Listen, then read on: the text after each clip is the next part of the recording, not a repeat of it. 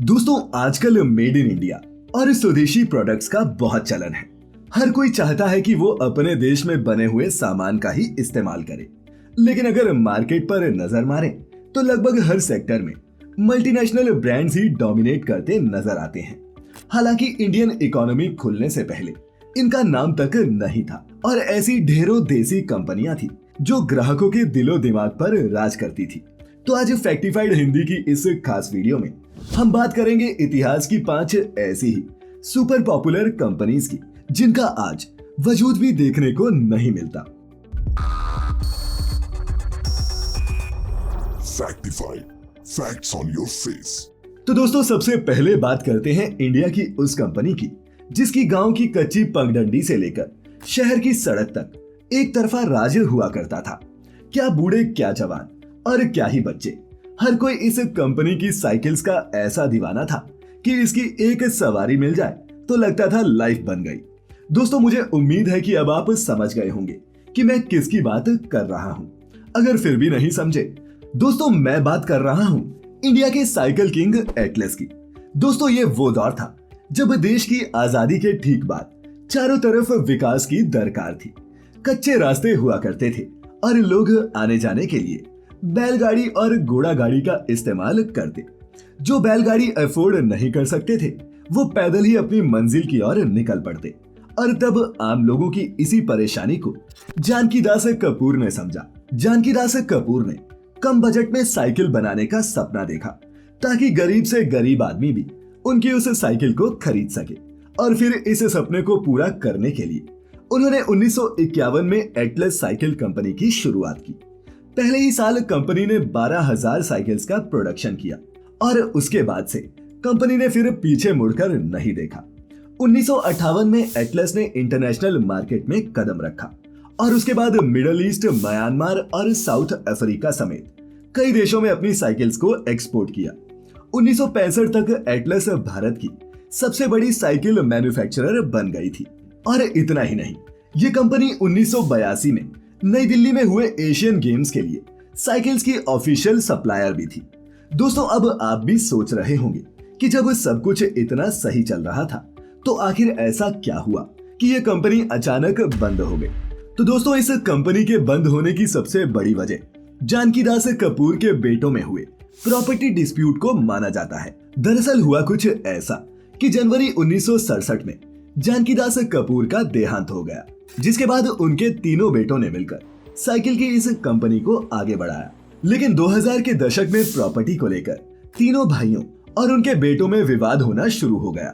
इसके बाद Atlas cycle company 3 divisions में बंट गई और इसी विवाद से कंपनी की बर्बादी शुरू हो गई। इसके अलावा वक्त गुजरने के साथ ही नए नए साइकिल के ब्रांड्स मार्केट में आए और साथ के साथ आम आदमी की पहली पसंद साइकिल नहीं मोटरसाइकिल बन गई। इन सबसे एटलस कंपनी को घाटा होते चला गया।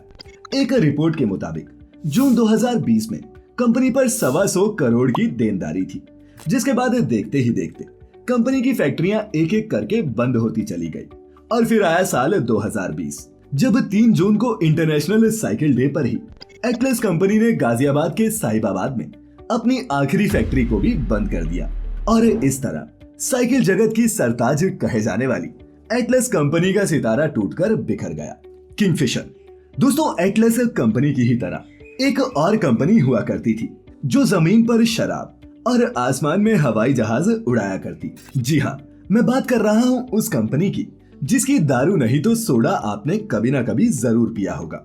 बिल्कुल सही समझे, ये कंपनी है किंगफिशर, जिसके मालिक विजय माल्या की तूती ऐसी बोलती थी कि बॉलीवुड हो, स्पोर्ट्स हो या फिर पॉलिटिक्स, उनकी हर जगह चलती थी। इनके कैलेंडर्स करोड़ों में बिका करते और पार्टीज में आने वाला खाना भी राजघराने जैसा होता था। फिर धन कुबेर विजय माल्या की ये कंपनी कंगाल कैसे हुई, आइए जानते हैं। दोस्तों विजय माल्या को शराब का ये कारोबार अपने पिता विट्ठल माल्या से विरासत में मिला, लेकिन माल्या खुद को एक शराब कारोबारी नहीं कहलाना चाहता था। और ये बात साल 2005 की है जब विजय माल्या ने किंगफिशर एयरलाइंस को एक बड़ा ब्रांड बनाने का सपना देखा।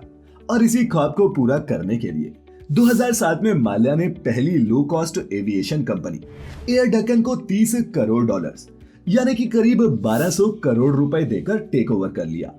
एयर डेक्कन को टेक ओवर करने के बाद शुरुआती दौर में माल्या को खूब फायदा हुआ और इसी के साथ 2011 में किंगफिशर देश की दूसरी सबसे बड़ी एविएशन कंपनी बन गई।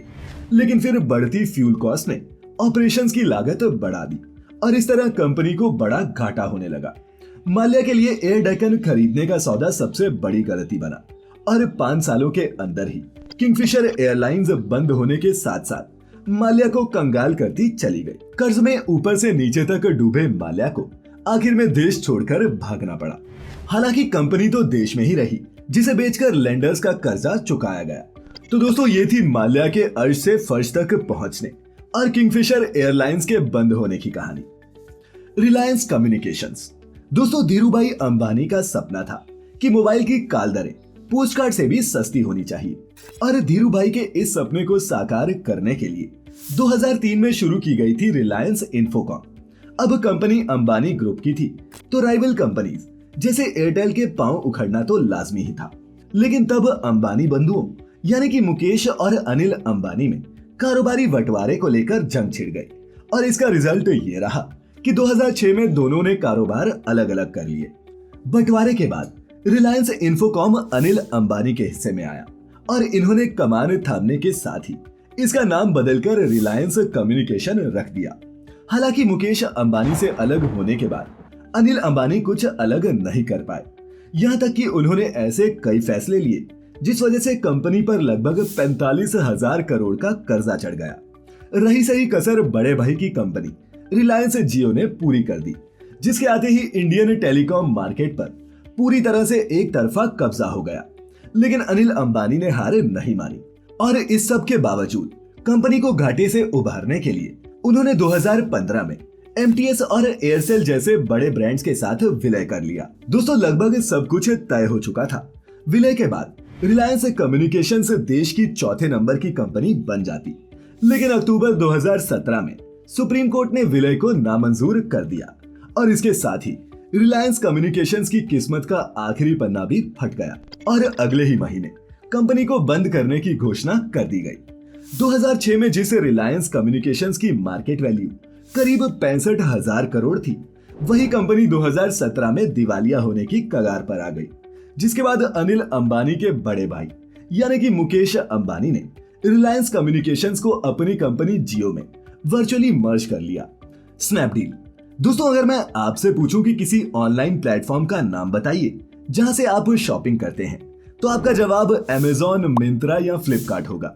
लेकिन क्या आपको स्नैपडील याद है, जिसके ब्रांड एम्बेसडर आमिर खान खुद हुआ करते थे, जो एक जमाने में कभी इंडिया की सबसे बड़ी ऑनलाइन शॉपिंग कंपनी हुआ करती थी। खैर, ये सब अब गुजरे जमाने की बात है, क्योंकि कभी आसमान की ऊंचाइयां छूने वाली इस कंपनी के सितारे अब गर्दिश में हैं। तो दोस्तों, हुआ क्या कि अमेज़न और फ्लिपकार्ट के आने के बाद ये धीरे धीरे स्नैपडील का मार्केट शेयर खाने लगे थे। और साथ ही आमिर खान ने एक बार एक शो में ये कह दिया था कि उनकी पत्नी हमारे यहाँ हो रही इंटॉलरेंस से डरी हुई है और वो ये सोचती है कि बच्चों की खातिर देश छोड़ दिया जाए। बस फिर क्या था, आमिर खान के इस बयान के बाद सोशल मीडिया पर लोगों ने उन्हें ट्रोल करना शुरू कर दिया। यहाँ तक कि ये कहा गया कि स्नैपडील कंपनी को अपना ब्रांड एम्बेसडर बदल देना चाहिए। हालांकि कंपनी ने माहौल को भांपते हुए फरवरी 2016 में आमिर खान के साथ कॉन्ट्रैक्ट खत्म कर दिया। लेकिन दोस्तों, तब तक कंपनी को भारी नुकसान होना शुरू हो चुका था। कंपनी के बुरे दौर का अंदाजा आप इस बात से लगा सकते हैं कि जिस कंपनी का मार्केट शेयर कभी 41,000 करोड़ रुपए का था, वो अप्रैल 2017 तक आते आते महज 6,500 करोड़ का ही रह गया। इस बीच स्नैपडील के शेयर्स बेचने की कोशिशें भी की गई। साथ ही स्नैपडील 2.0 को भी मार्केट में लाया गया, लेकिन इसका भी कोई असर लोगों पर नहीं पड़ा। एज ए रिजल्ट स्नैपडील लगातार घाटे में जाती रही। ऐसा घाटा जिससे कंपनी अब तक उभर नहीं पाई है। कुल मिलाकर पैसे की किल्लत से जूझ रही स्नैपडील की मुश्किलें लगातार बढ़ती जा रही हैं। और वहीं दूसरी तरफ अमेज़न और फ्लिपकार्ट बाजार पर अपनी पकड़ मजबूत कर रही है। ऐसे माहौल में स्नैपडील की आगे की राह और भी मुश्किल दिखाई देती है। माइक्रोमैक्स। दोस्तों, माइक्रोमैक्स वो इंडियन कंपनी थी जिसने साल 2008 में टेलीकॉम वर्ल्ड में कदम रखा और सिर्फ 6 सालों के अंदर हम इंडियंस के दिलों में इसने ऐसी जगह बनाई कि देखते ही देखते माइक्रोमैक्स ने सैमसंग जैसी नामचीन कंपनी को भी पीछे छोड़ दिया। लेकिन दोस्तों, जिस माइक्रोमैक्स का मार्केट शेयर कभी इंडिया के टेलीकॉम वर्ल्ड में 32% तक पहुंच गया था, आज उसी कंपनी के फोन्स अगर आप मार्केट में लेने जाएंगे तो शायद ही वो आपको देखने को मिले। तो दोस्तों, माइक्रोमैक्स के डाउनफॉल का सबसे बड़ा कारण मार्केट में जियो का आना था और इसका दूसरा सबसे बड़ा कारण था इसका बिजनेस मॉडल। दरअसल पहले माइक्रोमैक्स अपने फोन से चीन में ही बनवाता था। इससे कंपनी को काफी फायदा हो रहा था क्योंकि चीन में ये फोन न सिर्फ कम रेट में बन रहे थे बल्कि कंपनी के रिसर्च के पैसे भी बच रहे थे। अब फोन सस्ते थे तो देश का गरीब से गरीब इंसान भी इसे खरीदने लगा। देखते ही देखते ये ब्रांड लोगों की फर्स्ट चॉइस बन गया। माइक्रोमैक्स के मार्केट मॉडल में कुछ भी नया नहीं था सिवाय सस्ता होने के। ऐसे में लॉयल कस्टमर्स का ना होना माइक्रोमैक्स की बर्बादी का कारण बना। उधर जियो के आने के पहले माइक्रोमैक्स का सालाना रेवेन्यू 10,000 करोड़ का था, जो अगले साल 5,604 करोड़ का रह गया और फिर इसके बाद ऐसे धड़ाम से गिरा कि माइक्रोमैक्स कभी उठ ही नहीं पाया। हालांकि इस ब्रांड ने कई बार कोशिश की लेकिन वो अपने कस्टमर्स को वापस नहीं खींच पाया। अब दोस्तों, आप में से किस किस ने माइक्रोमैक्स के मोबाइल को चलाया है, नीचे कमेंट करके जरूर बताएं। और आज की ये वीडियो आपको कैसी लगी ये भी। अच्छी लगी हो तो इसे अपने दोस्तों के साथ शेयर करना ना भूलें। मैं लेकर आता रहूंगा ऐसी ही इंटरेस्टिंग इंफॉर्मेटिव वीडियोस। तब तक आप अपना अपने चहेतों का ख्याल रखें, खुश रहें और वीडियो पूरी देखने के लिए आपका बहुत बहुत शुक्रिया।